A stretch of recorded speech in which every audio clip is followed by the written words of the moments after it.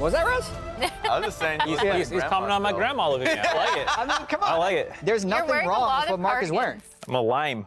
So are you related to Mr. Rogers? That's my dude. Yeah. This is childhood. I have tons of tattoos just like him underneath the sweater. Welcome back to LCS Week 5 coming at you. This is the waiting room from the LCS Lounge. We're going to pull up standings just as a refresher of where we are at. And then we're going to be talking about some of the changes, the mid-season swaps that everyone decided to do. But we got FlyQuest, one game ahead of everybody else at 8-1. Cloud9, EG at 7-2. Golden LaGuardians! Hottest team in the league. Yeah. What? Hunter Thieves, COD, TL, Immortals, and Dignitas still looking for that first win. It's coming today, though. But when you look at standings, you think, okay, who would make changes halfway through the split? Usually teams towards the bottom. Yes. But the teams towards the top are going to stand put, right? No. FlyQuest and Cloud9 have both made changes. One of them was planned at the start of the year. I was going to say, in fairness, FlyQuest making changes is like...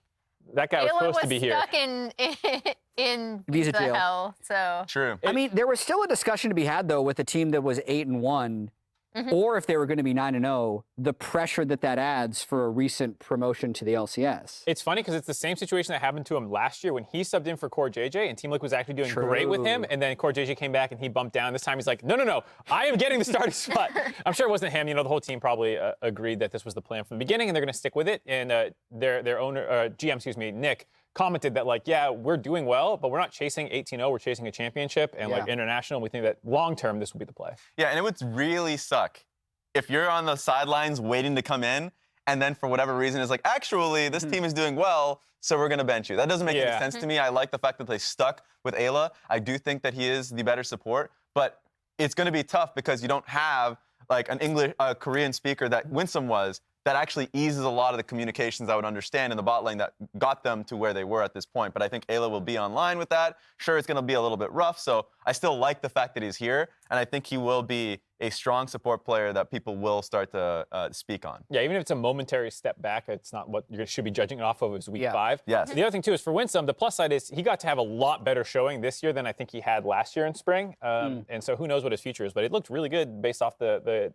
9 games we had him here. Yeah, I mean, Winsome was top of standings in spring, too. They just flamed out of playoffs. He was actually he's been the 1 seed the last 2 spring splits. Yeah. Obviously, he's had really good teams Someone give this guy... There's been teams around him. No one thinks he's an exceptional laner, but he is a good support. So that's neither here nor there. We're talking about the new ones. So we got Eyla, who I think I agree with you guys. This is the right time to put him in. I'd say if they were all the way into playoffs, that would be probably a bad time to sub him in, but they still have 4 more weeks before that happens. True. Let's talk about the second guy, Tomo. Yeah, I think Tomo is really interesting. Obviously, we have talked... 80 carry. Peripheral things, shows like The Dive, have talked about how kind of statistically rough Spawn's entire split has been thus far. Dignitas are always looking for their first win still. I think the most interesting thing with Tomo is twofold. One, he has been performing well in Challenger. I think the thing is that a lot of the same things people say about him, like not as strong of a leader, really, really good in team fighting, are the same things that people said about Spawn when he was tearing it up in Academy last year. And even when he came on stage, that was what we saw, right? Like his team fighting was, he had some really good team fights. And then this year, there's been some sort of mental block or whatever has snowballed to the point where I think the other part of it is that sometimes you just need to change. And it's not even necessarily about the performance or whether they're a similar player. It's, you just need something to seem like you're changing. Previously, Ignar came in, now Tomo. Yeah, and the expectation going into this split was that they're going to be a middle-of-the-pack team. I think everyone kind of expected that. So they were already going to have like a bit of a learning curve to begin with. This is the middle-of-the-pack, right? But that's the thing, because they had a lot of problems. Not only you have Armut coming in pretty late, so he didn't have much time to practice. You didn't have Ignar until this point. You had a bot lane that was already, at least for Spawn, somebody that needed to level up, like especially after like a decent performance last split. So they had a lot of things they needed to work on. So having the time before the split was important. And then you didn't get that, and now you're on a losing streak. And then that losing streak really hurts your mentality. And a lot of the things that make you strong, like your strengths, you question that now. So that's always the toughest thing, is that when you lose that confidence, it's hard to reignite yourself. So I think a start, a change helps. But I do not want people to look at this and be like, this is going to be the magic button that changes things. It is a start, and I want to see if this team actually starts really working towards it. I think they have gotten better, but they need wins. Yeah, the whole like, oh, we didn't have our intended starting roster. It's like, yeah, so did half the league. Yeah. You know, like no one else is struggling this much. So clearly there's a lot deeper problems that go on with this team. And that's why like a single change isn't going to make it. But even just like to protect Spawn's own mental, like I don't think this is the end of this kid's career. I hope it's not at least. I hope like, not. Yeah, like, same. okay, It might be. this was a disaster, but like you can have another chance. There's people who dropped out and come back in. Stixay, for an example, was someone who dropped fully out of the league, was a coach, and then came back in, just one player of the week. So like it can happen, of course, but like just like I can't imagine it's a good environment in the team right now. And like taking a young player, putting him back in academy, and hopefully the rest of the Dignitas Challenger squad is very good. You can maybe gain some confidence back down there. I've seen like a little bit of conversation about it. It's never only one person's fault when a team is 0-9 and that hopeless in that many games. But looking at the stats and watching the games, it felt like almost every game it was the bottom lane under their turret, getting dove, dying. But like Spawn is lowest statistical bot laner. Jensen's lowest statistical mid laner. Yeah, it's like everyone's down It's there. like, because I was looking at the stats myself when I was writing 10 Thoughts. I'm like, damn, Spawn only has 6 kills in 9 games. Yeah. Jensen only has 10 kills in 9 games. Santorin only has 7 kills in 9 games. Like, Spawn is lower than them, but like not by much. When you kill 0 Nexus, you don't get many champion kills. So agreed generally that you just need a change to spice things up, and it happens to be Spawn and Tomoin. So we'll see that one. I think the most exciting one by far, though, is right over, well, also nice hair, Raz. Thank you. But I mean, 9 minutes late. 9 minutes into the show. You got different. Oh, don't do that. Stop it. he was right around M&S. But M&S, yes. Yeah.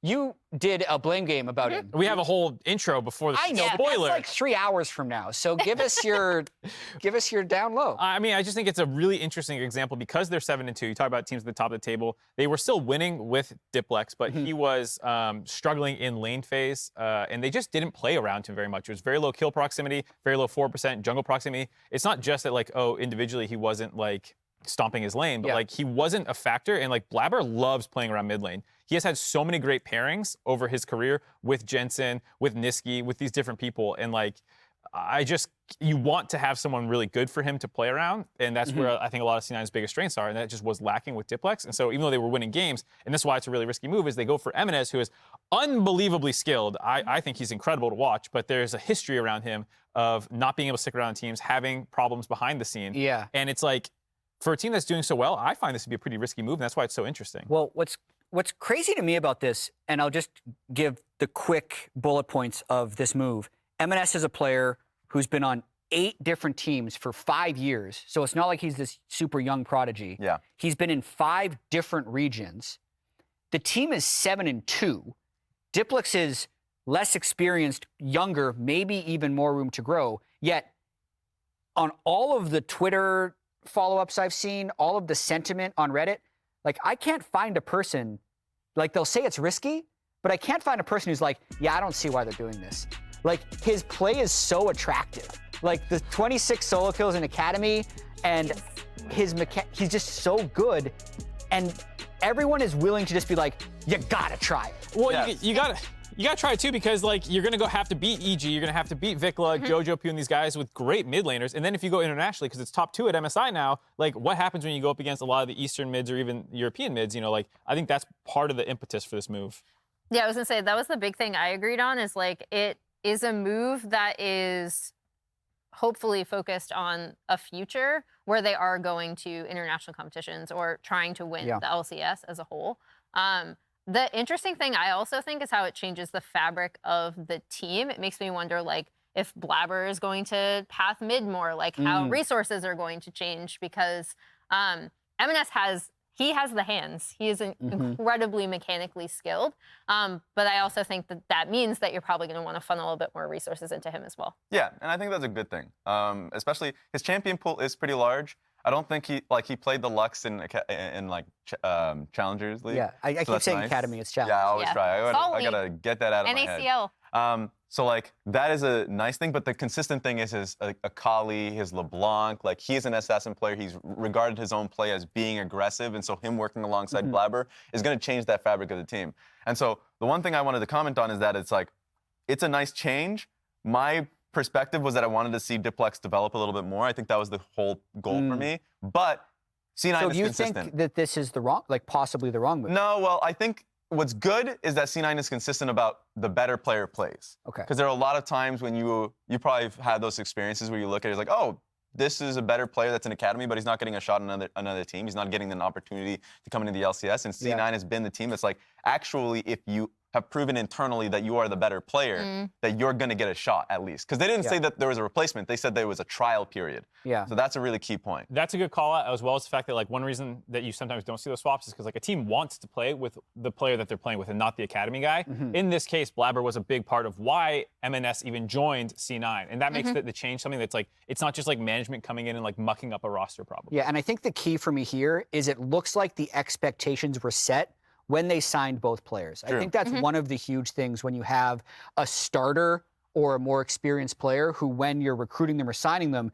you're selling them on all of the benefits of this team. Yeah. Whereas I feel like Cloud9, even in their announcement video, kind of made it clear, and this was a month or two ago, that MNS was super talented and they eventually wanted them for the LCS. So Diplex knows that when he signs up for C9 and says, I need to blow them away if I never want to have the chance to be compared with this other guy. So thank you, C9, for making this cool talking point for this week. I think it's going to spice up week 5. But we do want to talk about some other teams. We have report cards. Okay. Because we are done the first half of the split. Did this happen in school for you in Canada as well? I would multiple report cards a year. You never only had one. You have a few report cards throughout the year. Semesters. So you Yeah. got That's true. 2 to 3 over the year. So this is the first semester of the LCS being done. I got you. Who do you got? I got Team Liquid, I guess. I'm going up first. Oh, someone already drew something in there. What is that trash on my screen? I look like a bad teacher. I got scribbles on here. I gotta clear that. All right, so I'm gonna give the grade first and then the teacher's notes second, I guess? Yeah. Yes. I think people might think I'm a lenient grader with this grade. Why would I think you're a lenient grade? Because I'm giving them a C-. That's not a good grade. It's not a good grade. They're 3 and 6. In Canada, that was the lowest grade before failing. Well, Wait, really? in America, BC. you can get a D. There were no Ds. So, Weird. we're in America, so adjust your scales first off. No. Second off, they're not in the playoff hunt, so you could give them an F depending on what your metric Yeah. is. I think I'm a lenient grader here. We're not here to debate that. I give them a D, an F. I don't know. It's fine. It's your thing. Thank you, Raz. But here, my biggest problem is that they are bad test You just stop at bad. takers. Okay. So you know how there's there's different types of students. Some are really hardworking, they do all the homework, but they just struggle in the test taking part. But when you talk to them, you can tell that they're very intelligent, this kind of thing. That's how Team Liquid is to me. Where they work really hard behind the scenes. They always have their homework done, great attendance, never miss a class. They're doing everything they can. But the thing that they struggle with is just they panic, they freeze up, they need extra test time or something to really get there. But you see the potential. They have insane early games. The reason they're so disappointing is because you see their potential. It's like the gifted student who you just need to break through the walls that are holding them back. Can I add to this? Go for it. I want to know your schooling history. So in my report cards, there was always a grade, and then they'd give me, if you had a C-, there was always a grade, and then the teacher said if you were trying hard enough.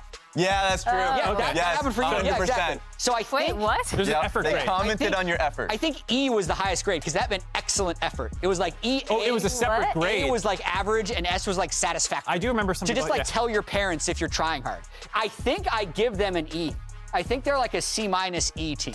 E was what again? Excellent effort. Excellent effort. You can Yeah. tell they're trying. I have another Team Liquid point, actually, about the way their games have been going. So it's not even just their bad test takers.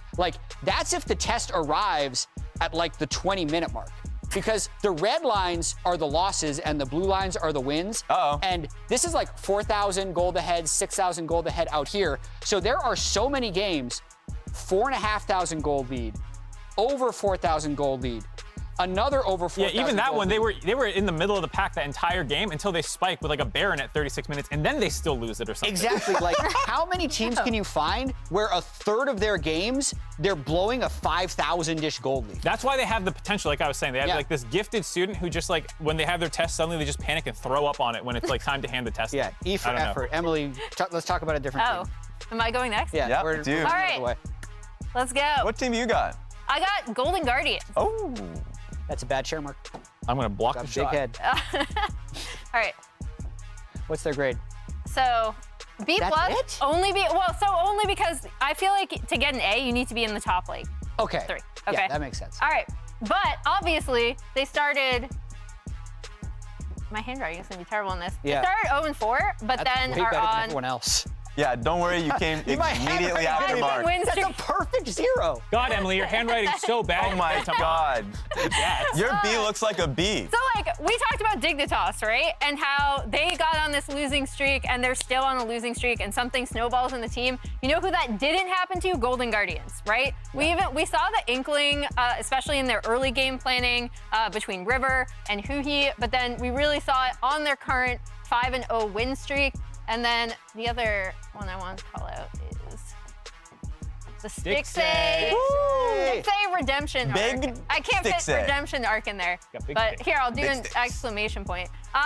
Obviously, we already went through everything about his career, how like he had this meteoric rise on CLG, goes to an MSI final, kind of trends downward after that, all the way into academy, all the way into coaching, is now back just 1 player of the week. This is really, really cool, like, story to be following. And also, we've talked about bot laners. TL is kind of the exception to the rule, right? Yeah. Where it's like, how well is your bot lane doing? GG's bot lane is doing super, super well in a bot lane focused meta, which I think maybe people did not expect coming out. Oh, thank you. I can't believe how good those X's. I can never write that neatly on this telestrator. I could do it if I wanted. No, you couldn't. Yeah, I could. It's like the student, you know, the student class who's like, I could do it. I could pass forward if I wanted. Yeah. What team do you guys think I'm covering? Dignitas is in the There it is. So it's Dignitas. Okay. Now, the people are really doom and gloom on this team. Yep. All right. I can understand it. So not yet, but it might be a historical poor start, not having a win. So very clearly, it has to be an F. I think that makes sense across the board. Okay. Correct? I think that's fair. Are they held back a grade? We'll see by the end of the semester. We'll see by the end of the semester. Oh, no. So I don't want people to feel doom and gloom about it, but what I feel about them, I think they are. Careful. Oh, God. Careful. Your 3rd and 4th letter matter. I think they're fundamentals. I thought that was going to be another word. People say doom and gloom. I think they're F-U.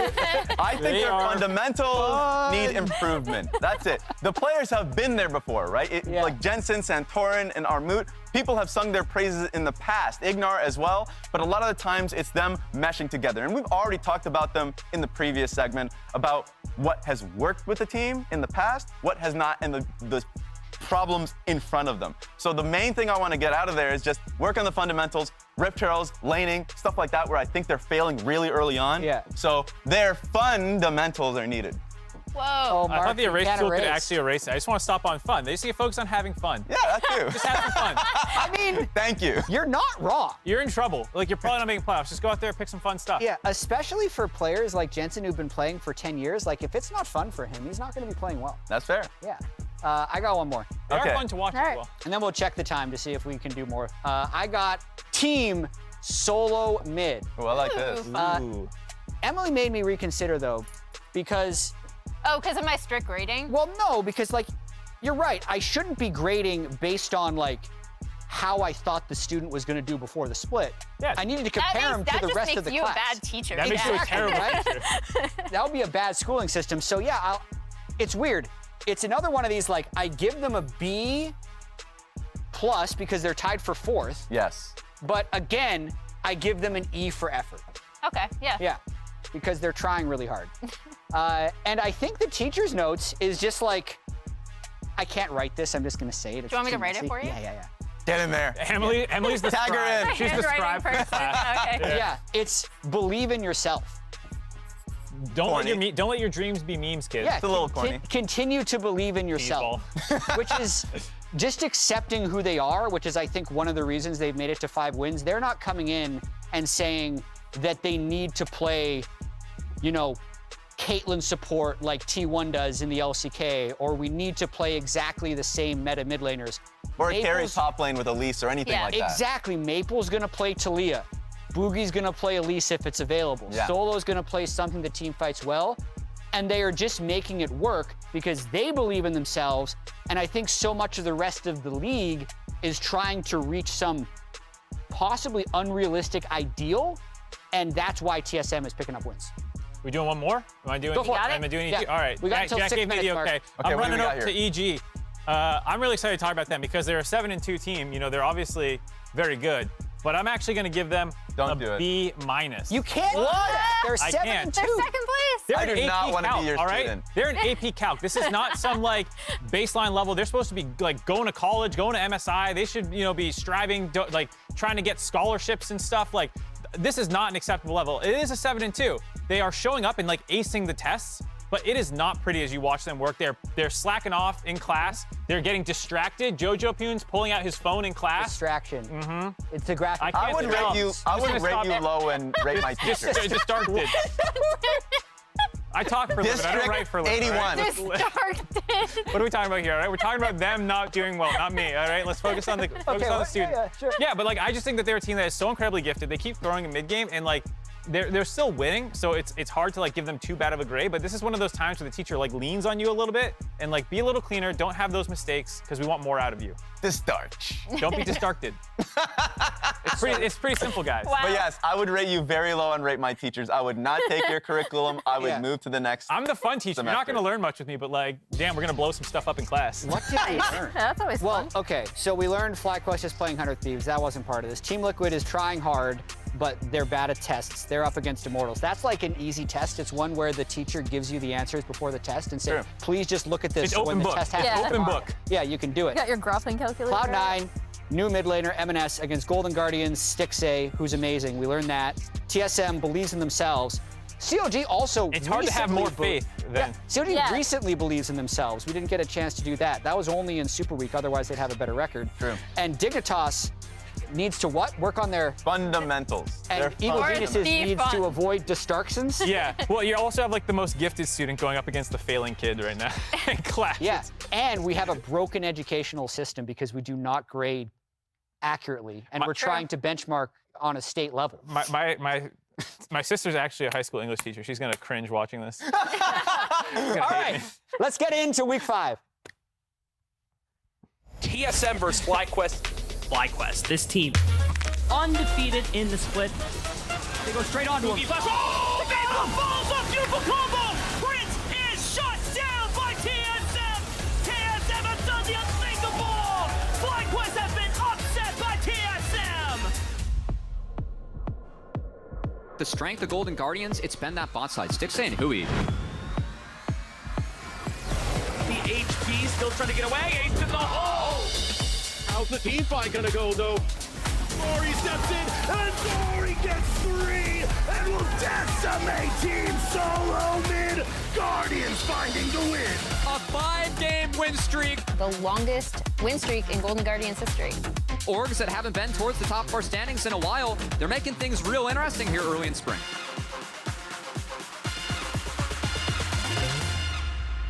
I'm saying about this. Well, you better know. Welcome back to the LCS Lounge. FlyQuest versus 100 Thieves is going to be our first matchup of the day. We have done something like this before where we're asking Twitch chat what the hypest lane is for their matchup in this game. So top, mid, or bot. Very simple, all 3 letters. There shouldn't be bias, and we're going to pitch you on the specific lane. Mark, you're up first. Let's go. I'm going to go top again because I love losing these. I never pick the most popular and obvious one. So I'm going top lane because You don't even believe it? I do believe it. I'm just saying I know Twitch chat's not going to agree, but this matchup to me is really exciting because the last time they played, this was something that was actually going decently well for the side of 100 Thieves. Tenacity was able to find a solo kill, I believe it was. He was able to get ahead. He is someone who has been struggling in mid to late game team fights and is someone that we want to watch going up against someone who is kind of like the staple mid to late game team fighting and able to contribute to his team no matter what happens. He had a 0-6 Gnar game one time, was getting absolutely slammed in lane, still found critical team fights. This is the person that Tenacity needs to learn the most from, so I'm excited to see them go head to head. All right. People would be surprised that Tenacity has the highest solo kills right now. In the Yeah, league. he is individually so good, but he's just struggling a little bit with I got like, mid. and stuff. Bang. VicLa has been so good. I feel like this split, he has been the best mid laner, and you have guys like Prince saying, I want him to win Player of the Week so he can get more confidence.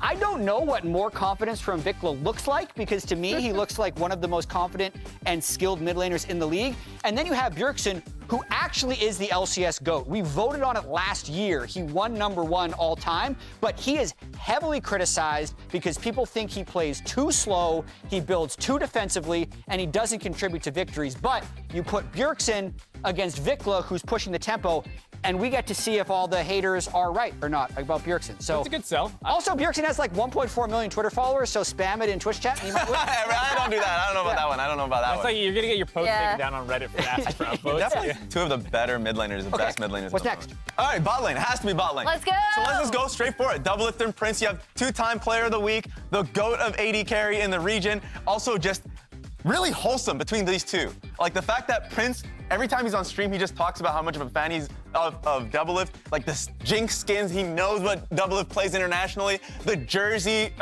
trade-offs that they had the last time they met. It's just a wholesome and top-level gameplay. True. Don't you agree? I'm also going bot, but I'm going to swap it up because to me, this is about the supports. These two supports, I know, I always pick the worst matchup. It's fun. No, I actually really love this narrative, right? Because these two supports were 1 and 2 or neck and neck in Academy all last year. Did you know? So Eyla has an entire history pre-LCS, pre-Academy. He's the first support to record a pentakill as a support in a competitive play. Oh, damn. He's in the OPL, right? So, and he was a super hyped rookie back then. Then we have Busio, who ended up narrowly edging out Eyla in the most valuable prospect category by the Academy broadcast last year. These are two players who constantly push each other.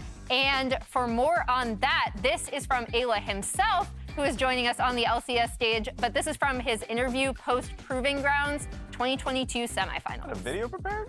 Busio did win MVP, and you did get second place. Do you have anything to say about that to like the broadcast or to Busio? Yeah, I'd say congrats to Busio. I think he's really good. Really fun to verse him. I think he pushes me a lot in just games in general, and to be honest, that's why I won. I want competition. I didn't want Academy to be like breeze, so props to him for winning MVP. I'm a bit disappointed, but at least I beat him. You know what? You sold me. There we go. All right, what are the results? It's going to be bot. It's going to be bot because we cheated, but look, we Let's go. mind control Twitch chat into being most excited for Ayla and Busio, which is There we the go. right thing. Yeah, this is what you I'll should take be. it. This was not I'll for take Doublelift it. Prince, and definitely not for Bjergsen. What are the predictions for today? Mark had 4 out of 5 wrong the last day of predictions. But I got the one that mattered, because right? you flipped them. I flipped them. Bang. Ooh, you're a guardian. Okay, Yeah. games Wait. 3 and 4 are going to be up Why for is grabs. How are Raz you predicting Raz TL predicted Team Liquid? from CLG? Wait. Certainly I did not do that. Production. Wait. Did Certainly Raz I did write the not wrong do that. thing? Oh, they fixed it. But wait, was that a Raz mistake or was That that could not be me. Oh, I wish that Oh. was. So it's fixing the graphics. I was hoping We're going to check you the had tapes. written it Did in. Raz Raz write? actually submitted the wrong team for COG-TSM for the auto. I swear I did not. I put TSM. It's not. Look, Okay. I would put it right up the camera, but then I would be leaking the logs. Okay, FlyQuest 8-1, 100 Thieves trying to break their 3-game losing streak. Let's send it to the show.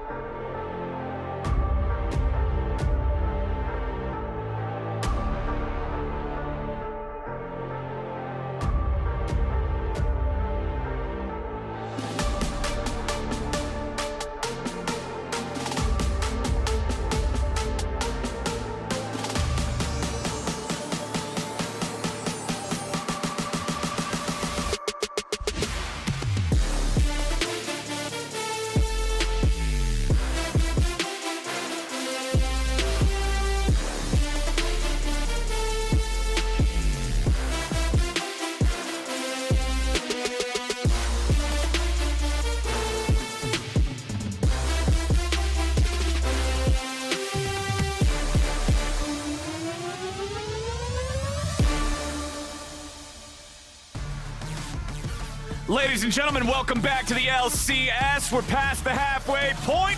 Time to kick off the second round robin. I'm CaptainFlowers, that's Azael, and this is Ovilee. Yes! Who let you in here?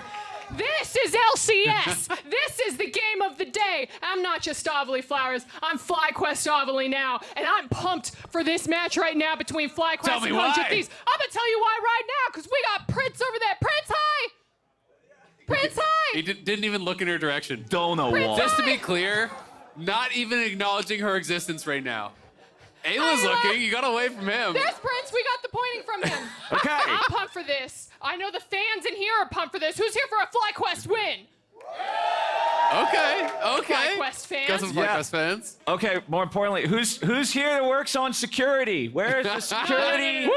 personnel There in is the no arena. security. They forgot to show up. Security. I'm here for a chant right now. Because People. listen, we got Prince, we got Eyla, but we got Big Dickla. We got Big Dickla in the building. I want this chant. For that. I have FlyQuest employers over there. I don't get this fined doesn't for that. count as our one. No, this is not our one. We're reserving ours for later. I still no. I'm also not chanting that with you. No, I'm not. No, we can't do that. Okay. All right. Thank you to our lovely people wranglers out there. I thought you were gonna think Ovilee, and I was like, I'm not sure I can. No, agree I'm with not doing No. that. Absolutely not. Instead, I think I'm going to take us just straight into the draft. How about we just move past blow right past whatever it. that was and go into whatever this is. And what this is the immediate ban on Bjergsen's Zillion from FlyQuest, followed up with Jinx and Ashe being banned away. Maokai and Elise, the targets here from 100 Thieves, looking to really pinch the jungle pool from those S tiers. Yeah, exactly. A lot of really, really powerful junglers out there these days, but those two, I think, really topping the table.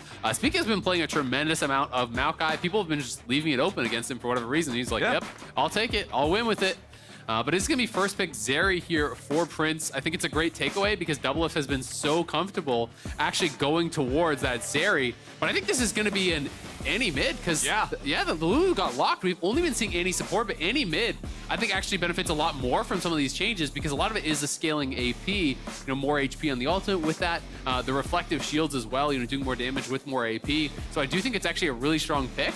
Very interesting because it's something that you have to play aggressively, right? You can't just sit back and farm. You're going to get outranged by a lot of champions. You want to play aggressive, look for picks, look to move around the map. So I'm excited to see what Bjergsen can get done with it. And specifically because it's Bjergsen, whenever this guy falls under criticism, it's usually about him not doing enough proactively in the game, right? So if you're on a champion that needs to play aggro, that needs to move around and make some of these plays, we saw him do his first ever pro play career Tristana last weekend. It didn't work out very well, and so naturally those criticisms come out. Now, obviously, Annie's not the same turret-taking, hyper-scaling machine that Tristana is, but I'm excited to see what he does in this champion the same way you are because of that requirement for getting things done. Absolutely. I'm expecting Sivir to come through. It feels like the most obvious pick, but do they want to prioritize an early jungler for ganking? So it is going to be that. That was kind of the inflection point there in the draft for me, is are they going to go early jungle? They do, which means there's going to be more bans thrown Doublelift's way here. Lulu is already locked in. The two most common pairings are likely to not be available. I assume that Fly is going to ban out Sivir, and they already took Zeri. They do have Soraka, which is going to be really, really strong in that 2v2 against Lulu. I do give Soraka the edge in that matchup as far as the support laning goes. And we also already have the AD carry pool pinched from the first half of draft. Remember, the Caitlyn and the Jinx both banned away. I don't really count Ashe as an AD carry anymore. She's almost entirely played as support these days. But Varus will be the next target here from FlyQuest, so doing exactly what you're talking about, zeroing in on that marksman pool. Sion and Talia are the bans from 100 Thieves, so getting rid of a couple of those ultimates that can really get you involved from across the map, make it that much easier to rotate around and make some plays, because it has been FlyQuest coordination that I think has been one of their big strong points. Absolutely, and especially if you're going to be going an aggressive top lane pick here as well, you don't want Sion there to just neutralize the Sivir. I was getting a little bit curious, like, are they really going to leave Sivir up? Because that feels like the most obvious pairing. That is gone. There's a lot of options you can still go towards. If we think about things that Doublelift has already played so far this split, he has played a lot of different champions. So Lucian not going to be the pairing. Varus is banned away. Zeri's taken away. Caitlyn's gone. The only thing left that he's actually played this split is Xayah. Doesn't feel like the strongest pairing, but it isn't bad whatsoever, especially against something like the Vi. So they could go towards a Xayah if they want. But honestly, there are a lot of options here. It is going to be the Xayah, though. Yep, the Xayah locked in. It can drop the aggro from the ulti of Spica's Vi. Can have a lot of outplay potential. I mean, with the modern-day Navori quick blades that we see. Like, I was suspicious that was going to be Ovilee holding that sign. It's a comfort, Doublelift, Bjergsen, stay for Ovilee. I'm like, is that Ovilee out there? I feel like Ovilee might have made and paid for the sign. Those are paid actors in the crowd. I don't know. I'm calling fake tweet on that one. I'm calling fake tweet. Oh, we got the Swain locked in for FlyQuest. A little bit of a death ball comp coming in. I actually really like this because when you think about what 100 Thieves are likely to want to do, at least with what they've drafted so far. When you look at Wukong, we look at Annie, it's about going forward, it's about diving in. Swain makes it very difficult to do. As a target himself, Swain is very, very tanky generally with the builds that you're going to go, so you're not going to be able to just like one-shot this guy. Right. And it's also very difficult to dive past him onto someone like the Zeri. So going to be interesting to see what the 5th and final pick here is for 100 Thieves. Tenacity, I think, individually has been pretty good, but has had some coordination issues with the teams. His TPs haven't always been on point. He hasn't always been on the same page with the squad. And he does have 5th pick counter pick here against the Renekton, so needs to be able to get some sort of an advantage with that. I like going for the Jax. You'll lose out early. Renekton's going to have those burstier trades, but as he gets more levels, Jax will just outscale this matchup like a monster. Yeah, absolutely. I do wonder how 100 Thieves are really going to try to play out these fights, though. Because both teams have a little bit of kind of like split conditions. It feels like you have both ADs who want to kind of almost peel back, and then both jungle and top are trying to kind of dive in on the enemy AD, right? I do think Swain makes that very difficult for Wukong and Jax to really dive through him. But at the same token, FlyQuest have drafted Renekton Vi, who really want to get in onto Doublelift and really want to get in on some of these backline targets as well. So it's going to be interesting to see how they're going to try to play it out. Bjergsen also going to be under a non-insignificant amount of pressure, I think, because with Doublelift having the ulti on the Xayah, being able to drop the insta-give potential of the Vi and Renekton Wombo combo, well, Annie's the next closest target, and you don't have that get-out-of-jail-free card there. Yeah, absolutely. One thing that is working in his favor with that is as long as you can get out like your full rotation of spells right off the bat, even if Annie dies, you still are putting a lot of value out, right? Because generally, assuming Annie is farming well, and if you can get that full combo out on one of these squishier members, you can potentially 100-0 that guy. But it's going to be difficult for him to go on Swain. Really, the only target Bjergsen is going to want to go for is Prince, who's going to be playing Cleanse and is going to have the Soraka behind him. So you either have to catch the Soraka or the Zeri, or them together kind of for Bjergsen. I think his options are fairly limited, unless he gets way ahead and he can try to actually then focus on people like the Vi or like the Swain, but that's not likely to be a winning fight. And this, remember, is going to be FlyQuest's first game this spring, played with Eyla, who has finally arrived, ready to show us what the intended starting FlyQuest roster was. They had to play the entire first half of the split with a backup, and they went 8-1. Not too bad, man. No kidding. And it's a lot of pressure, I think, on Eyla as a result of that. But, I was getting to talk to Rafa, and Rafa was sending me some of his notes, on Eyla versus Busio, because these two guys actually, for summer, for most valuable prospect for the MVP award from Challenger, actually tied in voting. And there was a tiebreaker between Eyla and Busio. How do you do a tiebreaker? I'm not actually sure how the tiebreaker was. It was a shootout. They did moon or dodgeball. But they had to actually decide who was going to win. And basically the criteria for most valuable prospect is who they thought was going to bring the most wins to an LCS team, going forward. And it ended up actually being Busio that did win out. Not only because they thought he was going to be really, really having that potential to be the best support in the league, as they also thought Eyla had. They were saying that they were actually voting for Busio under the criteria of thinking he could be the best player ever in the league, not even just for support. Potential very go. So incredibly high expectations from all the academy folks for Busio, but Eyla was right up there with him, tied in that voting for MVP. So it's going to be really exciting to see these two guys going up against each other. And I actually got to talk to Corin Yan the other day, as well as Spawn, who was his coach and former teammates of Eyla. And they talked a lot about how Eyla, is one of those guys who, in this modern era, is kind of as close as you can get as the one-man shot caller, which is kind of gone these days, but has a very commanding voice, really likes to dictate the pace of the game, really likes to dictate, where his team is and what they are doing. So it's going to be interesting to see how he can incorporate himself into a team that's already halfway through the split and top of the table. And I'm kind of happy, unironically, not just saying this to be a meme or something, that we get to see him on Soraka in his first game, because a lot of people immediately default to, oh, it's an enchanter, show me something that you've got some like engaged skills on or something like that.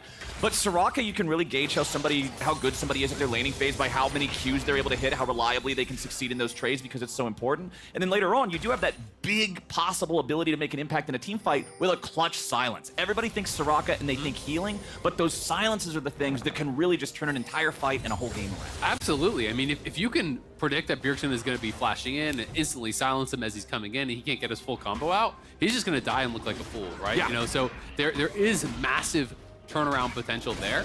And we're also going to be able to track his positioning. How well is he able to position these fights? Because if he exposes himself to the Annie, to the Wukong, to the Jax, they're going to be killing this guy off very, very quickly. pretty much instantly. Up here on the top side, too, something we'll have to keep our eyes out for. Tenacity, ever since his first game of the split back against Fudge, which came down to a 1v1 that Tenacity lost by a single auto attack, he's not been afraid to go in for the 1v1s. He's not been afraid to test his mettle for those solo kills. Impact, being a veteran of the league, like, this is obviously a guy that you got to be able to have confidence in yourself and your own knowledge of damage thresholds and timings to be able to go against him. But I think Tenacity's not going to shy away from that after he gets a couple more levels and feels like he's hitting his power spike. Absolutely, and that's one of the things, talking to some of the 100 Thieves guys before the split that they talked a lot about with Tenacity is the fact that this guy is really confident, is willing to play hyper aggressive. He's one of those guys that will have the 10-0 or 0-10 type games in scrims because he wants to challenge himself. He wants to go right at his opponents and needs to get this wave fully pushed in and then back it up. We'll see if Impact wants to hold it. He does, but he's still relatively low HP. His jungler's coming up to cover him, so Tenacity just has to leave. There's not going to be any way for him to stay around. You got to get out of there, bud. Yeah, Impact doesn't want to immediately dive after him because remember, Tenacity does still have the counter-strike ready to go. Meanwhile, mid lane, VicLa going to get jumped on, going to get stunned on. Closer goes forward. The auto attack from Bjergsen chases him under the turret. It's 100 Thieves getting first blood. That was actually perfectly calculated. Closer, the fadeaway there. The last anti-auto comes through to finish him off. I thought that was just going to be a chunk or maybe a forced flash. I didn't think they were going to actually fully commit to try to be able to get that kill. And I don't think VicLa expected it either. But they are able to get in there, get very aggressive. Both top laners have TP'd straight back. Tenacity had to actually TP to crash this wave. And Impact just comes right back to try to defend the crash. And he has Tenacity in this really awkward spot where he's not all the way back to his tower. And Tenacity is very exposed to potential ganks here. He has not seen Vi, so he doesn't know if he's actually safe or not. Really, all he can see right now is the fact that Raptors are up, and just now he sees the jungler. That's all I got. But it's like, you saw Raptors are up, and you don't see the jungler there, you would be thinking he's topside, right? So he had to play even more scared. Now that he sees Vi, he can try to get the crash, but Impact's going to be ahead in XP and is ahead in health. So it's this awkward spot. Like, this is the worst place for the lane to be as a top laner. You really want all the way forward, but he did actually counter-strike the W there, and that's massive. That's huge. That's how Jax can win the trades early on. If Renekton gets off the stun, he gets all 3 hits that are also stacking the Conqueror, pretty much guaranteeing that to proc immediately at the start of the fight. Jax is going to have a tough time no matter what. Exactly. I mean, you get your full combo, and then you come out of the stun, and you pop your counter-strike, and then he just slice and dices away. But Bjergsen, no flash. Oh boy, Bjergsen getting jumped on by 3. Nothing to it, man. FlyQuest get one back in the mid lane and tie it up. And nicely done there. Going to be able to punish that missing flash from Bjergsen. Everyone just shows up mid, and you get that initial engage, followed up with the claw, guaranteed. Both mid laners having the goon squad to back them up this time. They're just going to keep pulling more and more dudes over to mid lane, causing more and more violence, but I can get behind it. Both of these champions, you already talked about how Annie likes to play aggressive. She wants to be able to go around and make some moves. But when you're looking at Swain, if Swain gets ahead of the curve of the game, he becomes just this massive zone of control, this impenetrable wall around any big fight that the Wukong and the Jax and these champions that are trying to go forward are going to be very, very unhappy about. Yeah, I mean, Swain from behind, you kind of just focus down and kill. Swain from ahead, it hits this point where you can't kill him, but you also can't ignore him. And then you're like, okay, well, how do we play the game, right? It becomes very, very difficult to try to punch through. And generally, the answer to a question like that would be, well, okay, maybe we have something that outranges him. Just shoot him before he can get in range. Yeah, Jax has a stick and Wukong has a stick, so I don't think you're going to outrange him. What if you had a really big stick? I mean, Wukong, it extends the range on the Q. The stick's still not big enough. Tenacity's just getting jumped on, blown up. Impact flashes forward in case Tenacity was going to flash as well. Guarantees the Q hits no matter what. Tenacity saves the flash, but Impact gets the kill. Yeah, Tenacity does save the flash, but the problem here is both the deaths for the 100 Thieves solo laners were when they had no DP, so they're actually really punishing because that wave is going to crash, likely going to lose at least 1 plate, plus I think 2 full waves on the top side. So that is the CS difference here. You're going to have all of that going away. It is just the 1 full wave, I guess. So there would be 1 melee that died before it. The plate does go down. The kill went to Impact. The plate is another half kill, plus the experience differential there and all the gold mist means that Tenacity is now in a world of trouble here. And Spica, the best part about it, he didn't even commit his ult, so he still has that ready to go. That feels great on one of these champions like Vi that has such a big power spike once you unlock that level 6. So let's take another look. They were nice and patient with this. Yep, just nicely played. The wave is pushing in. Tenacity moves up, gets right in on him, stuns him up. And Spica, level 5, just follows it up very easily, hit 6 right off that. So now he has the ulti ready to go. It's not as though he hit 6, went top, spent the ult, and then now has to kind of go back to farming. Right. He got that kill without even being level 6, and people like Bjergsen, who are going to have their flashback now, are going to start feeling a little bit more comfortable.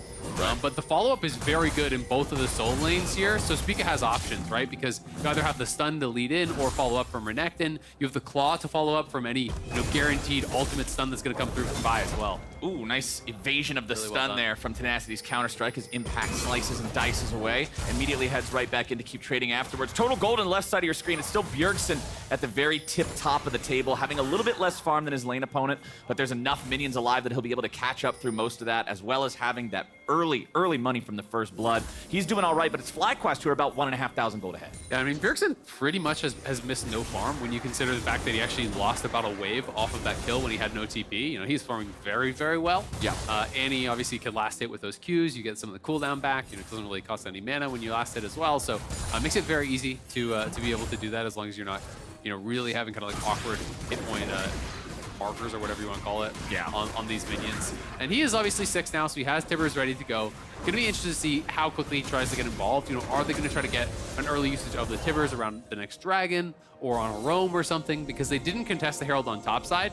Top lane is already winning for FlyQuest, and that is definitely a problem, right? If Jax gets put too far behind, the scaling is just like off the table. It's never something that's going to happen. And you can see right now, thanks to the gold being brought up on the screen, appreciate you observers, we got about 1,000 gold advantage. Yeah. It's a massive amount of EXP too, like you said earlier, from losing the wave for Tenacity. So Impact's feeling pretty great about the way things are going down up here. He'll be way ahead in terms of first item completion, mythic timing, all that stuff. Still 1,500 gold lead for FlyQuest. First Drake of the game did go over to 100 Thieves, so they at least have that to hang on to for a little bit now. But they definitely don't want to allow this to get any more out of control. No, not at all. And I mean, you kind of just look at the plates. Every tower that 100 Thieves has actually lost a plate, right? Yeah. And they have not been able to claim any. And that kind of shows you how these lanes are going. Mid lane, it was through that gank, of course. Top lane was through a gank, but bot lane just naturally in the 2v2. You have this Soraka, you have this winning matchup. You're going to be able to push in. Xayah kind of needs more time to really get going. Prince can just rush for the tier 2 boots here and have that non-stop shove. And they're just going to be getting a lot of gold off these pushing lanes. Herald's going to be dropped mid. It's going to be another couple plates here going down. 2 plates, easy.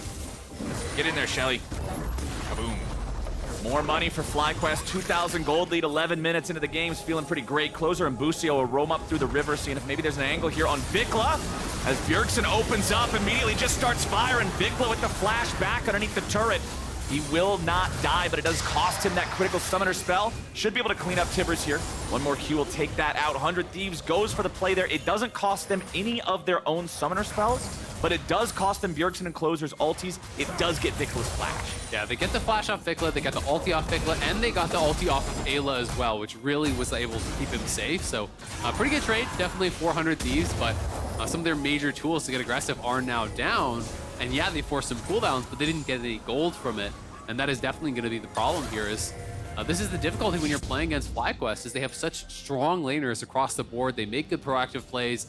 They snowball the games through objectives. And unless you have a clear way in, teams just start getting run over. Even though this game feels relatively competitive, the gold lead just keeps getting bigger and bigger and bigger. Every time you make a play bot, they're taking something top. Every time you make a play top, they're taking something bot. And FlyQuest are really, really one of the best teams in the league at doing that. Even in some of the games where teams are getting a lot of kills against them, they're actually expanding the gold lead just by playing the map so damn well. And you can see Tenacity has plenty of control over top lane right now, still down about 3 waves versus Impact's Renekton. Impact content to just keep farming up. Honestly, once he goes back to base, he might just be able to fully complete his mythic item. You can see that Tenacity stopped off for the completed tier 2 boots, so he's going to be a bit further behind. Only the tier 1s on Impact, so might just be able to go straight into a Gore Drink or whatever he wants. Once he goes back, that might be why he's sticking around so long. Tenacity pops the ulti, goes after him there. Impact with a response ulti, flashes in, goes for the damage, nearly gets it. Tenacity's at 50 HP, and he dodges away from VicLa's artillery. Both top laners walk away from this one. That's a clincher for Tenacity, man. Barely able to get out of there. Needed to stay alive. Would have been huge if he could have got that solo kill. And you got to respect that, just going right at his opponent, getting very, very aggressive there despite knowing he was behind. As you said, Impact had not gone back to base for a long time. And Impact is going to TP out towards bot, so they want to commit to playing towards this dragon. Will Tenacity spend his TP? No. Okay, Closer's immediately going in for the ulti. VicLa's the target here on the very front lines, but he does die. That'll be the only death here so far, as Ayla's going to be picked off by Doublelift. 100 Thieves feeling good about it. Prince takes out Closer, but Spica's going to drop now too. 100 Thieves are mopping him up. Prince tries to get away, a jump back over the wall. He'll escape back to safety, but it's a 3-for-1 for 100 Thieves. They brutalized him. Yeah, that was actually huge for them, and they didn't even spend their teleport. Jax saved his TP, just walked out, where Impact actually TP'd to that bottom lane tier 1 to try to get there faster. But the Plague swung very heavily here. It felt like, by 100 Thieves, able to find the right angle. Ayla is kind of split from the team. Renekton is coming, but he's coming pretty late. And Bjergsen and Closer just preempt the play. They know that Renekton is TPing bot, so they just dive right in, burst down VicLa before he could really get anything done. And then on the side there, Doublelift able to take down Ayla was massive for the team. Prince is just separated from the rest of the squad. Spica goes down as Jax arrives, and Prince can do nothing but run. And Closer's activation of the Wukong ulti interrupted the damage from Spica's Vault Breaker, stopped him from getting that momentary displacement and minor stun as well.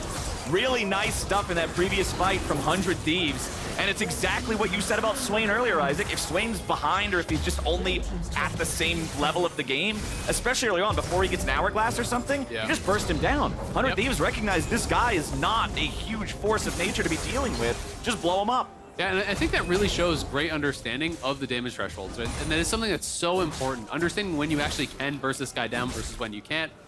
Tenacity could be in some trouble, but probably can walk it out, I think, at this point. Yeah, after the Vault Breaker doesn't connect and you don't get that massive burst of damage, you're pretty safe just walking out, but your turret is not telling the same story. Plates fell about 45 seconds ago, which means Impact should be able to knock this sucker all the way down to 0 unless a lot of 100 Thieves reinforcements show up, and it looks like that's the plan. They're throwing everybody not named Bjergsen down here with this bottom lane tier 1 turret, but FlyQuest has a plan to fight back. Ayla's gonna be the target here at the very start. Soraka should die before much of anything else even happens. Spica and Prince thinking about showing up as Impact retreats back to the rest of his teammates, but FlyQuest, what in the world's going on, boys? This strategy is not paying off. They thought they might be able to turn it around, but they just give over some freebies, and Bjergsen explodes VicLa on the other side of the map. That's 1, that's 2, that's 3, and FlyQuest don't get nothing back. 100 Thieves are taking over now. They actually punished the overstay on bot side. Impact had Spica covering him, but they weren't taking account of the fact that Tenacity could be TPing in, everyone could be moving down there. And then on top side, we saw in picture-in-picture, Bjergsen was able to actually force out VicLa's ult very early, I think without expending his own ultimate, then later go back and get the kill. So let's see. This is where he forced out his ult. Did he actually use his own ulti here? I couldn't quite see that in the picture-in-picture. No, it doesn't look like it. So, oh, he did. So he's just able to pull back, wait till that expires, and then I assume just get back in on him one more time with the stun. VicLa kind of playing with fire here. When he is that low and you walk up, you're just gonna get straight up burst down. Just not respecting the burst, man, and the Q range is actually pretty good now. He charges up very, very quickly, and then here again on that bottom side, Ayla's behind him, Spica's with him, but they lose track of the fact that the extra man is there. Prince is very far behind the play. You look at Prince, he's still moving down the map here through that river. Ayla has no flash from the previous play where he got soloed out by Doublelift, so Ayla getting punished pretty heavily. And then the double root, just beautiful stuff by Doublelift, and 100 Thieves getting stuff on both sides of the map. So here's my problem with that play. Bottom lane tier 1 turret is 2 Renekton autos from death. Just kill the damn thing, have Renekton and Soraka walk up to where it was, and then all 4 FlyQuest men can fight the other 400 Thieves players at the same time instead of guaranteeing you lose Soraka first. Felt like the comms just sort of fell apart there. Yeah, I think maybe just overestimating their position in the game, feeling that they could fight their way out of that a little bit more easily. Because I agree, they could have played it how you're talking about. They also, from that position, if you force one person back as Impact, you can actually walk up solo, try to knock down the tower, and at worst case, he just loses that one person if they TP on him, right? So you would still get the tower, and it'd still be a relatively positive play. Impact, though, winning out in that 1v1 still very heavily, has the Gore Drinker completed here. Tenacity went for a tier 2 boost, but also went for the Executioner here. As I think Soraka, Renekton, Swain, there's a shield bow and Zeri. There's a lot of healing, so it is pretty high value. My only question is, should it be built by the Jax instead of just the AD or someone who can apply it a little bit more easily to kind of all these targets? Because I don't think Jax is going to be hitting champions like the Swain that much in the team fights, but we'll see. I like to see the item one way or the other, but I can definitely feel the vibes of wanting it somewhere else as Spica caught out. Destroyed, blown up, eviscerated, deleted, removed, smudged from existence. What the hell was he doing there? Yeah, he gets crushed, man. On the top side, VicLa spent his flash to actually interrupt the TP from Bjergsen, so it potentially could have gone even worse. But it does mean no flash, no ulti for VicLa. And Bjergsen's kind of just slapping him in these 1v1s now. You know, VicLa is not really giving as good as he gets whatsoever. Bjergsen here going for a relatively aggressive build. You know, he is going CDR boots as opposed to flat pen. So it's more just about having those abilities up, having that flash up more often to really be able to make those plays instead of just maximizing the 100-0. Did go Leandries, you know, not going Roa. And is going to be going, you know, pretty AP heavy build here. Just stopping for the stopwatch, but likely Zhonya's isn't going to be till much later. He just wants that for playmaking so he can flash in, spend out all his spells, and then just go right into his Zhonya's. And I mean, I love the fact that he's going for the more damage heavy options of things like the Leandries, stuff like, you know, needlessly large rod, plus has the Hex Tech Alternator, I think it's called. Whatever. Yep, Alternator. Yeah. Hex Tech Alternator in the inventory. Because like you were talking about when you were discussing the Grievous Wounds purchase, there's a lot of sustain and regeneration on the side of FlyQuest, so just blow him up. If you just kill the guy 100-0, all of a sudden, there's not any problem. Yeah, just kill the guy. What's the problem with healing? Just kill him before they can heal, Flowers. No big deal. Come on, you dummies. Yeah. This is you learned this 10 years ago in your World of Warcraft championships. What you want? Just kill the healer first. Exactly. That's all you got to do. Well, they've been doing that pretty well so far. Eyla has picked up a couple deaths. FlyQuest trying to actually set up for this dragon. You know, they do have all the vision in the area. There's nothing for 100 Thieves. But it looks like 100 Thieves want to just group up and try to bully their way in. That seems very hard, though, against Swain Renekton. They're going to look for it, though. Drake at 6,000. 100 Thieves looking for the chance to go in. They find the enemy mid laner. They're going to start off and blow him up. Tenacity grabs the kill, and focus is shifted over to Impact. The Drake is still only at about 2,000 HP, and 100 Thieves will save TY for leash. They'll secure the objective, but FlyQuest is ready to fight back. Tenacity stays alive, and Closer looks for a flank. Impact and Spica are on the run, and Bjergsen won't be able to lock him down. Now Prince is still ready to free fire, but he's still got to be mindful of what 100 Thieves might be able to turn around with. Closer goes right back in. Closer goes right back out. Bjergsen's here on the front line, and Prince still wants a little bit more, but nobody's gonna find anything. And now we walk away. 100 Thieves on Soul Point. Yeah, they're on Soul Point. That is the big deal here. And thankfully for 100 Thieves, they're able to finally reset those Zeri stacks. Now, you can't go into a full run because if everyone retreats, he's just gonna chase you down and kill you, right? He's gonna have that infinite stack, be able to actually chase him down and get those kills. Wasn't able to do it here, though.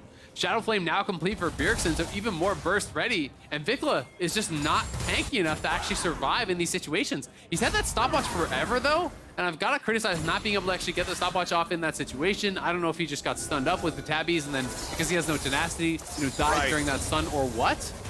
He did obviously survive the first round of burst, got his ulti off, but wasn't able to actually get in that stopwatch. And as soon as you crack that Swain early on in the fight, you can really look to push forward because it's his job to really hold this point. You know, you want to be holding this section right here, not allowing them through. We're just gonna watch VicLa die again. VicLa. Maybe he just gets away from this one. Yeah, it looks like, okay, VicLa's gonna survive. 100 Thieves try to send the Goon Squad after him, but he does manage to use the ulti to successfully escape this time. There, hits level 10, or 10 stacks, excuse me, on the Roa, so gonna make sure that that extra bit of power is fully charged. But man, FlyQuest, for a team that started off with a 2,000 gold lead at 11 minutes or whatever, 100 Thieves has done a great job clawing back against them. They really have, and I've got to give a lot of credit to Bjergsen. I think he has been very proactive, you know, understanding.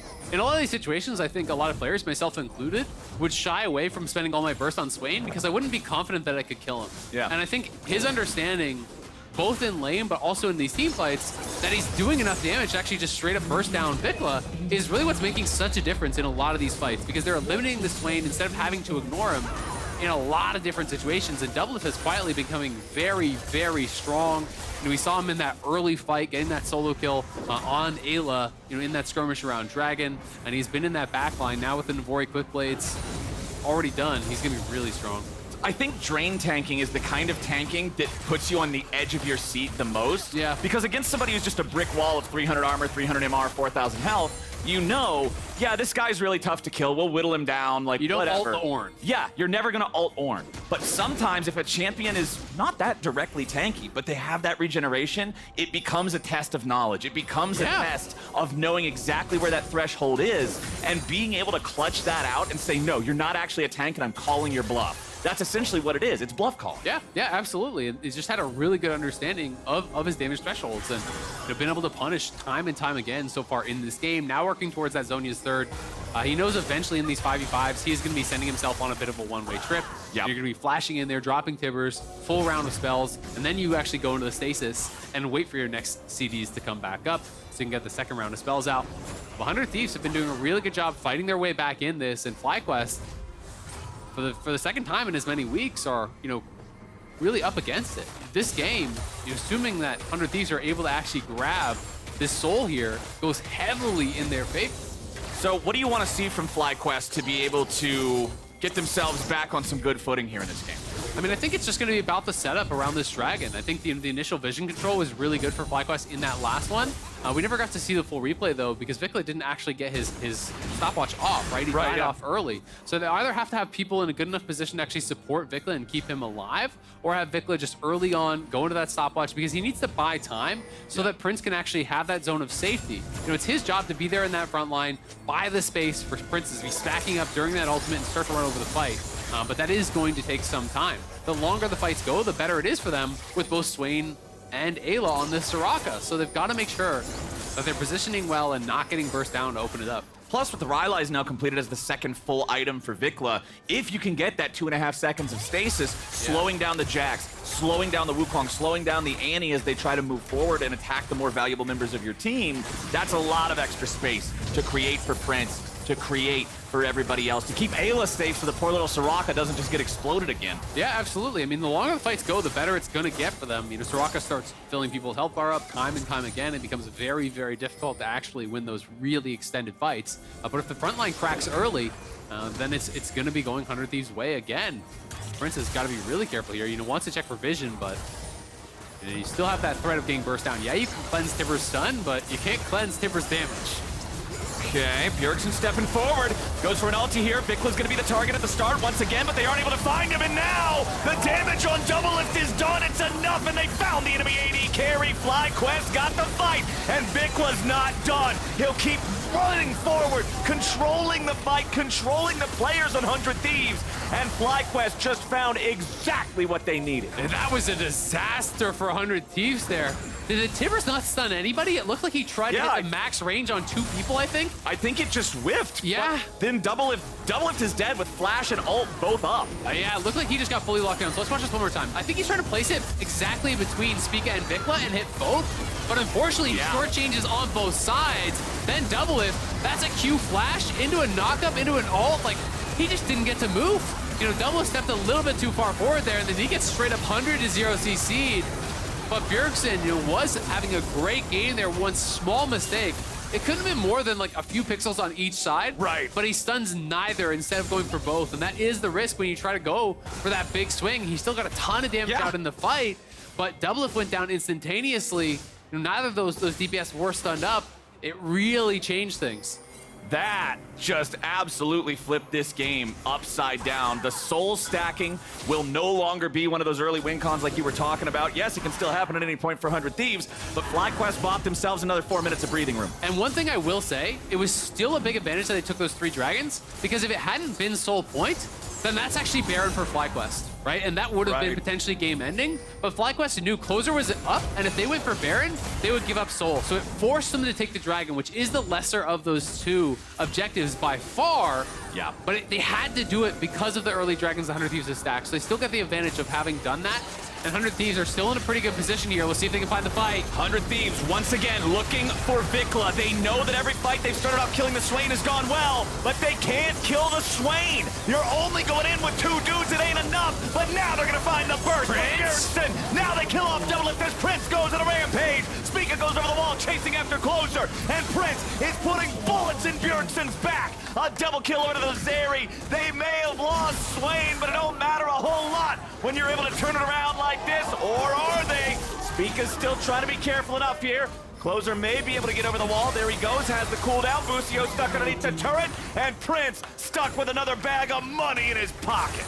FlyQuest take the fight there. They did eventually kill VicLa, but the carries weren't in position when the initial engage came through. It looked like Tenacity was going forward.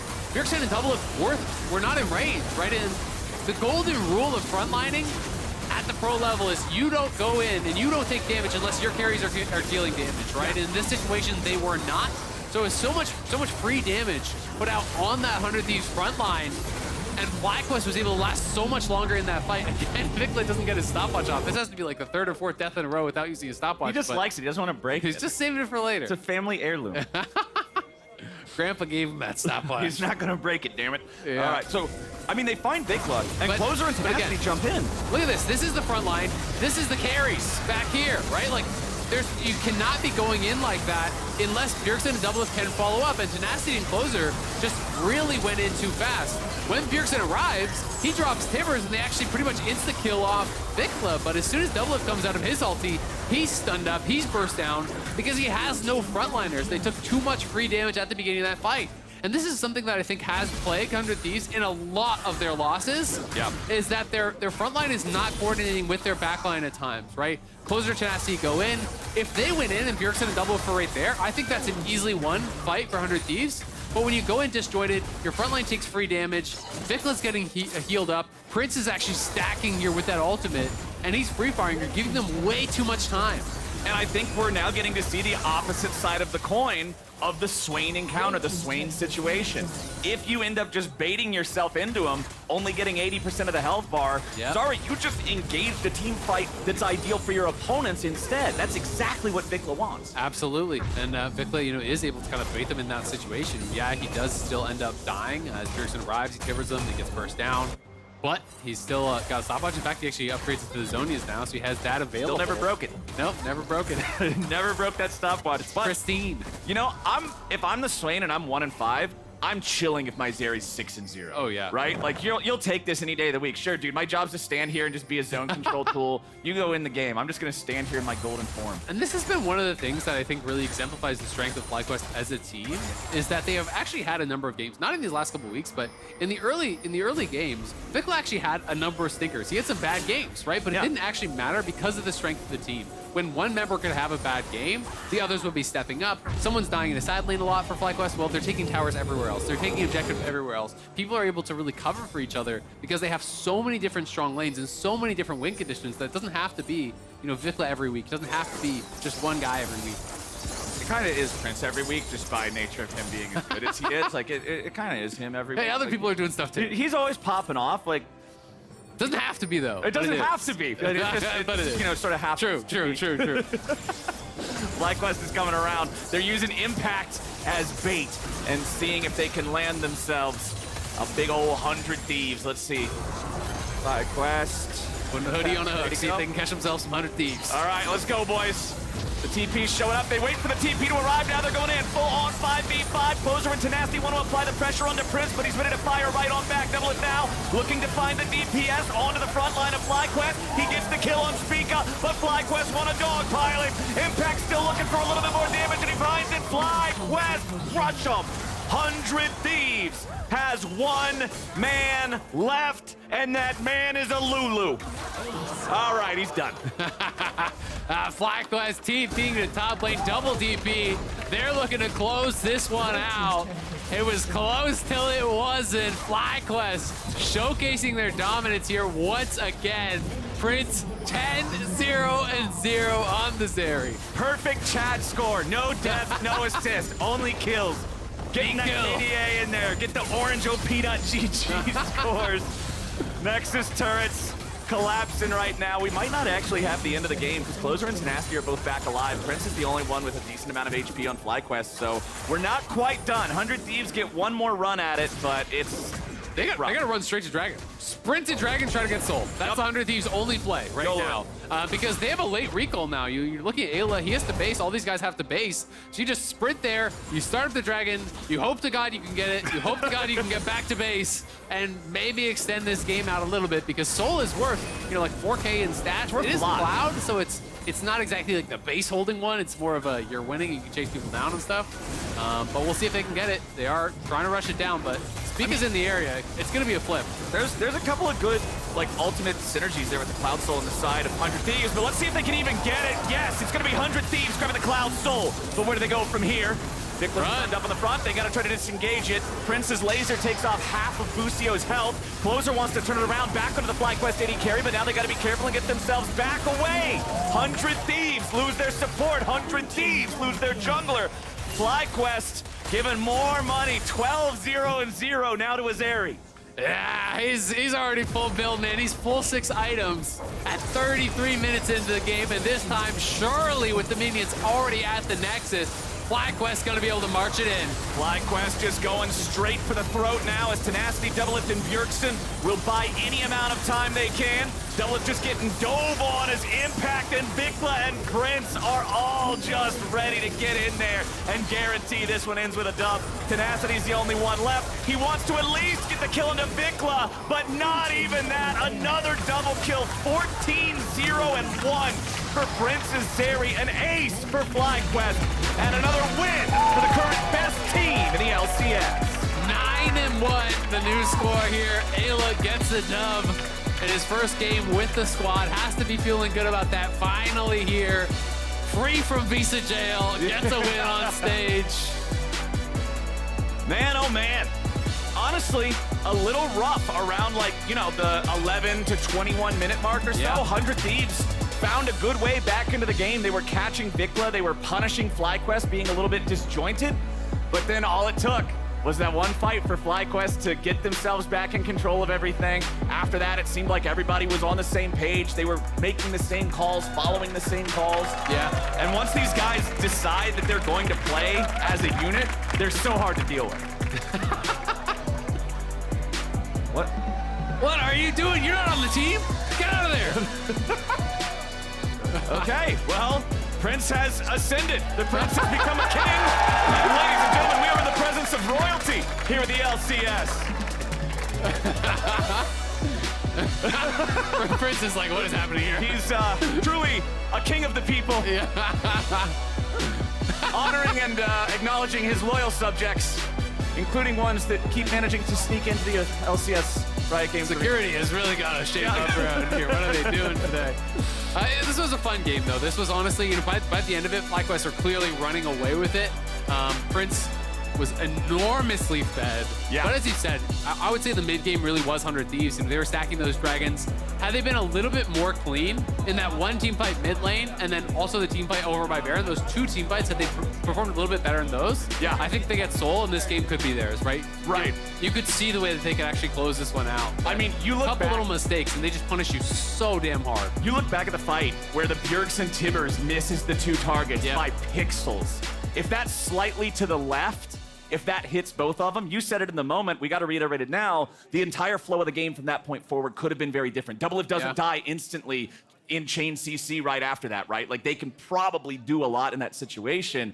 It's just games of League of Legends can sometimes come down to the smallest things. And that's, I think, what's so impressive about FlyQuest is that, even in these situations where they have at times been pushed, if you make the tiniest little mistake, they punish you so hard. Bjergsen, trying to hit both those people with a stun, puts it in the very center, it just barely misses both. Then instantly they're on Doublelift. And when we watched it in the replay, even in slow-mo, I don't think there was a single gap in the CC. I don't think he got to play his character at all, 100-0. He got Q-flashed by Vi, and then I believe it was like a root or a pull from that, maybe a stun from Renekton, then the Vi ult. Like, there was all these little things that kind of just got layered in there, but he never got to play, got 100-0'd. And then 100 Thieves admittedly did make, I think, a bigger mistake up by Baron when they tried to go for VicLa.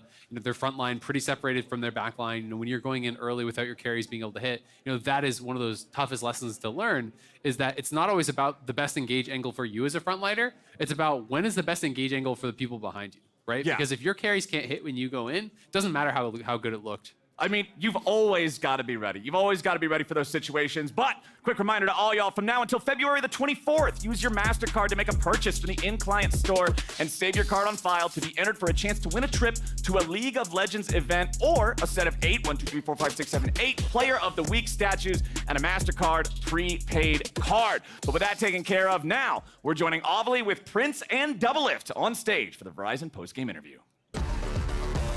Thank you so much, CaptainFlowers. I am here with the newly crowned Prince and, of course, the winning team, and then this guy who thought that losing would get him out of an interview with me on my first day back. Bummer for you. Was that your strategy for today? Yeah, I threw mid because didn't want to do the interview. Didn't work out. Absolutely not. You can't escape me. But Prince, you tweeted something before this game, which I thought was very funny. Maybe him not so much, but you said that you wanted to keep Papa Doublelift's loss streak going, right? About my tweet? Mm-hmm. Wait, I didn't even see that. A good one, though. You Actually lived good. it. You lived it with that last game. Yeah, yeah. Do you want to talk about that tweet or talk about playing against Doublelift again? Because I know that you had idolized him. You thought he was one of the reasons why you got into playing competitively. And now, 2 times in one split, you just kick him right in the booty. You've destroyed him. Good feeling? Not AD game, I think this game. Just enemy just too deep come to me, so it's bad for damage angle for Doublelift, I think. Mm-hmm. If I'm getting you right, Prince, you said that not only did you beat Doublelift, but also the entirety of his team. They went too deep, and you said too easy. Am I paraphrasing that correctly? No. Oh. All right, I'm going to give Prince a second to catch his breath here. But, Peter, how long is this loss streak going on for you in 100 Thieves? What's going on, buddy? Is it bad? It's like 5? Or is it 4? I think it's 4 right now. I think today is 4, if I'm doing my math. 'Cause Yeah. Super Week was not super for 100 Thieves, right? Yeah, blows. We're undergoing some issues. We're under construction right now. We need some time. But no, he is. Prince is right. Like, or I would say Prince is right. We went too deep, but it was a little bit of an AD gap. I think Xayah. I don't know. I don't know how I died mid. It was actually so bad. I don't know. I just threw the game a little bit. But I think our comp gets outscaled after some time. So if we don't win the game on the 4th dragon, like we're probably gonna lose. And yeah, then Prince just 1v5'd us many times. Sucks. He said that you 1v5'd him multiple times. It sucks for him, but it's great for you, right? Yeah, but if Doublelift get tech Zeri, get Penta, I think this game. Oh, he thinks that you could have got a Penta. Prince, you're kind of wrong right now. I think that you're just beating him. They haven't won a game in a couple weeks, but that's okay. Prince, last question that I want to ask you. Yeah. Eyla is here. We've been waiting for him to come. So what's it like now that you have this new bot laner or support with you? Eyla had 2 months solo queue time, and last he more upgrade and Mark II version 2 Eyla is come. Before when we play at bootcamp, it really sucks, but now it's really good. Now he's really good. Yeah. Went into the hyperbolic time chamber. He's coming out a champ. Prince, thank you so much. Doublelift, thank you so much, buddy. Thank you. That's it for us here on the desk. But don't go anywhere, because when we come back from this break, we're going to see Team Liquid take on Immortals. See you then.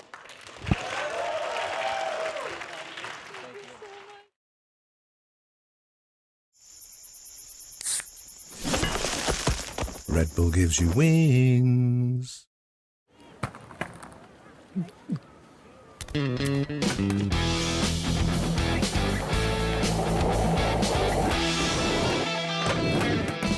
Who said you can't teach an old dog new tricks? Hmm?